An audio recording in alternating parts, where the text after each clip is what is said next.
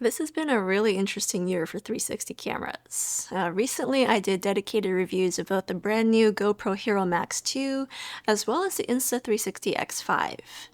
But I have yet to say anything about DJI's first ever 360 camera, the Osmo 360. So, since my comparison video between these three cameras is taking a long time, as it always does, I thought I'd make a dedicated video to give you my thoughts on the Osmo 360, because I do think that it has two main advantages over its competitors. So, right out of the box, I think the Osmo 360 feels like a really mature product, like not a first generation experiment. The build quality is solid and the layout is intuitive. Like if you've ever used any other DJI camera, then you're going to feel right at home with this guy. The touchscreen interface is responsive and logically organized. The menu system doesn't require you to dig in through multiple layers to change a basic setting. It's the kind of experience that DJI has refined over the years with their action cameras and their gimbals, and it really shows. What really stands out to me is how confident this feels as a first attempt. There's none of that "we're figuring it out" kind of energy that you often get with version 1 products. I think that DJI clearly studied what's already out there, learned from it, and came to the market with something really polished. In terms of image quality, the Osmo 360 is on par with its competition, shooting at 8K 360 or 4K single lens mode. And if you don't know what that is, it's a traditional flat video, so you're not always locked in at 360. The Osmo also has selfie mode, which keeps the subject in the center of the shot and removes the selfie stick, so it looks like a cameraman is filming you. And again, these are all features that you'll find on the GoPro and Insta360 cameras, so it's really nice to see them on the Osmo 360 as well. But where DJI's ecosystem really starts to shine is in the color science. The Osmo 360 colors matches DJI's other cameras. So the action series, the drones, all of it. So if you're already shooting with DJI gear, your footage is going to seamlessly cut together. You're not going to have to spend hours trying to color match different cameras.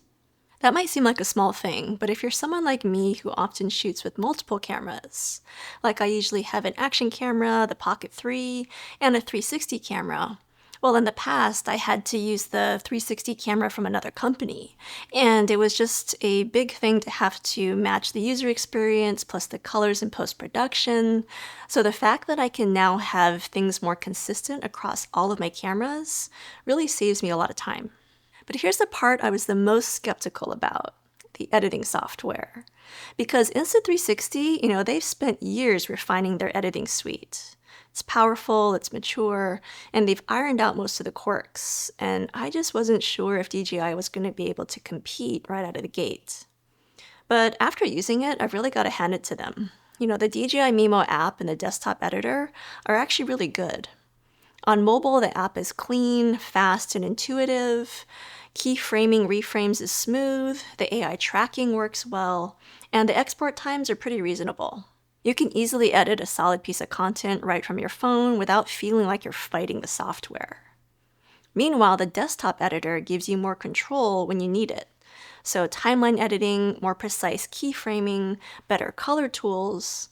And here's where I'll say something that might surprise you.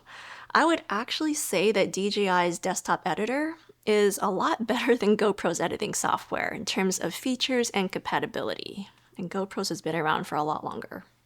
But here's where the Osmo 360 really starts to separate itself from the competition. And this is why I think it's going to be a compelling choice for a lot of people: the DJI ecosystem integration. So first of all, the batteries.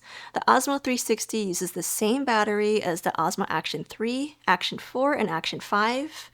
So if you already own any of those cameras, you can share the batteries. You don't need to carry separate charging solutions, buy duplicate batteries, or juggle different power systems. And that's something I can't say about GoPro and Insta360. Like, these are different batteries than their other cameras. That's also a significant cost savings if you're already invested in DJI gear. Along those lines, this camera also uses the magnetic quick release system that's the same mounting system as on the Osmo action cameras, which means if you have any of those accessories, you can use them with this too. So the mounts, the grips, the tripod adapters, they're all compatible. The third advantage is probably the biggest one, at least for me, and that is DJI wireless mic compatibility. So you can pair this directly to DJI's Mic 2, Mic 3, or Mic Mini without having to use an adapter or a workaround. Like, it just works, and the audio quality is really good. So if you're already shooting with other DJI drones, action cameras, or gimbals, like adding the Osmo 360 to your kit feels less like buying a whole new camera system and more like expanding what you already have. Everything talks to each other, shares the same accessories, and your whole workflow just becomes a lot more efficient. Now, let me be clear though, this does not mean that the Insta360 X5 or the GoPro Max 2 are bad cameras. Like, they're all excellent. But at this point, they all have their strengths. Like, I would, off the bat, say that the Max 2 has arguably the best image quality of them all, whereas the X5, it's got some of the best AI features and the most mature editing ecosystem. So the Osmo 360 is not objectively better than any of these cameras, but it does offer a really compelling package, especially if you're already in the DJI ecosystem. And even if you're not, it's a really strong standalone option that is priced competitively and delivers on the fundamentals. So here's my take. DJI absolutely nailed their first 360 camera. The image quality is great, the software is surprisingly polished, and the versatility is fantastic.